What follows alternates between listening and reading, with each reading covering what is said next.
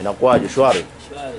Bwana, mimi nimekuja hapa kidogo, nataka nikuulize maswali mawili matatu juu ya kazi yako ambao unafanya. Nataka utujibishe ili watazamaji waweze kujua ni changamoto gani na gani ambazo kwamba unazipata katika kazi yako. Lakini kabla ya kukuuliza chochote, jambo la mwanzo nataka wapate faida hao wanaokutazama waweze kujua jina lako, lakini pia waweze kujua unapoishi haswa. Kwa jina lako unaitwa nani? Jina naitwa Sideboy Muuza Chips. Ndiyo. Kupatikana maeneo ya dukani.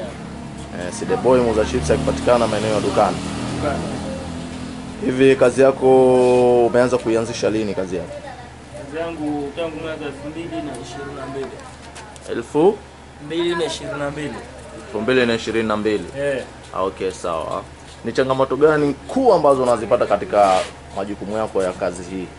Mpaka sasa nashukuru Mungu, sina changamoto yoyote ambayo inanikabili katika kazi yangu, naenda vizuri, alhamdulillah rabbil alamin. Namshukuru Mungu kwa hilo.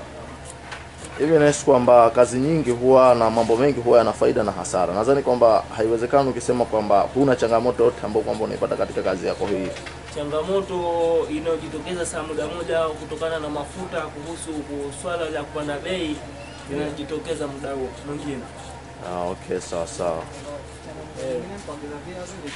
Kwa changamoto nyingine wewe unatoka na mzigo Tanga unaleta hapo, ukifika hapo ushakozea, ushaharibika, ndio changamoto kubwa inayotokezea kutokana na usafiri. Kwa maana usafiri wa moja kwa moja sasa Tanga hatuna, tunatumia majahazi.